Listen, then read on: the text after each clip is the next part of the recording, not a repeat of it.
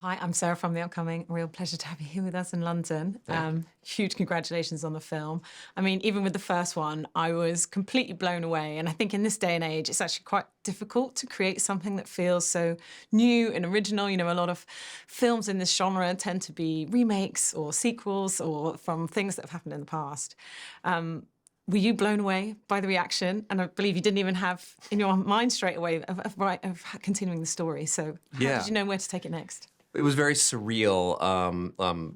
The reaction to the first film. You know, I was just excited for the film to find an audience, and the way it seemed to that audiences seemed to embrace it was, you know, it was a dream come true for me. And when I started thinking about approaching a sequel, I wanted to make sure that it wasn't just a retread or a simple continuation, but that it was really trying to do something new and take it in a different, unexpected direction that was, you know, definitely immediately smile, but also had its own identity and sort of discovering this idea of the character of Sky Riley, this mega pop star, sort of unlocked everything from there.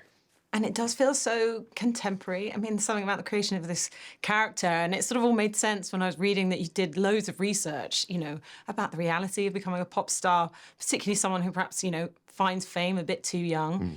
And there's just something that seems so of the moment about this character, the pressure she's under, the social media aspects. So was that really crucial to creating the character? Definitely, you know, it felt so interesting to you know, play with this character who has to be, you know, she's a public figure and needs to always be sort of on and performing and playing this character that everybody expects her to be. But when we sort of go behind the velvet rope with her, we discover the human, the real person behind it who is dealing with so much. And because of what's expected of her, she can't really talk about it. She doesn't have anybody to speak to. She's surrounded by people all day, every day, but she's the loneliest person in the world. And there just felt something really powerful and ripe about that for a Smile film.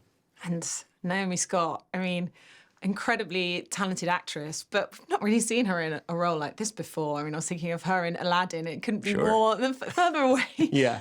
How did you know she was the right person? And how did you work with her, I guess, to step into the shoes of this character, be able to do this sort of, you know, the dancing, the singing, but also go to these incredibly dark places? Definitely. I mean, I was sort of obsessed with the idea of taking a Disney princess and putting her into a Smile film.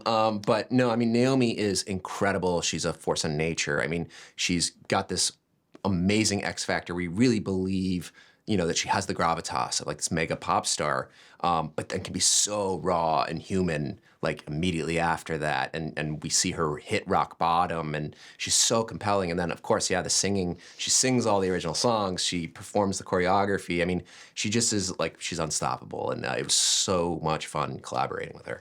And I think one of the things I love about the horror genre is you can be incredibly playful, and there are so, you know, so many really gory moments, really unhinged moments, but also really darkly comic. I mean, Oh, I'm yeah. thinking of the where she's at the charity auction and does, you know, that speech when the dancers are in her room. Sorry, not trying to give too many spoilers.